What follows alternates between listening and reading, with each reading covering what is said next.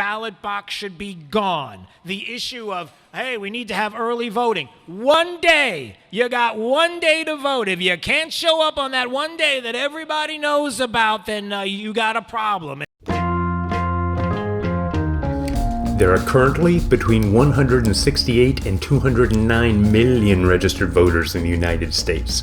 Over 150 million voted in the last election, already with plenty of time allowed for early voting as well as mail-in voting, which you would like to curtail as well.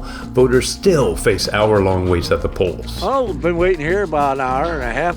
Do you honestly believe we could accommodate over 100 million voters in one day? I don't think you do. Otherwise, you would be suggesting how we increase the number of polling stations and workers to man them, how we account for the massive number of voting machines needed. But you don't trust those machines, do you? It's a class action lawsuit against all machines. Same-day voting would also require nearly 1/3 of the country, all of which are working age, to take off at least half the day from work.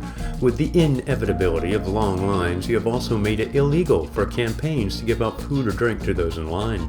The state of Georgia has just overnight passed a new law, and it makes it a crime, a misdemeanor, to just give someone waiting in line to vote anything to drink, any water, or any food. Why? Because if you decide to spend hours in line to cast a vote for president, I'm sure it is easy to be swayed to change your mind by someone giving you a bottle of water. And as you make this proclamation from your perch in sunny southwest Florida, do you not realize what the weather is like for the majority of the country during November? Not quite as pleasant. Still, through all of this, somehow you expect all of the votes to be counted and announced that night without errors just hours after the polls close. And we have all of these announcers saying, what happened? And then they said, oh. Does any of this seem to be reasonable, much less even achievable? No, of course not. One day, we can't have the one day and just do it in the one day. Not only is this unrealistic, logistically this is unobtainable, and the very suggestion seems to be disingenuous.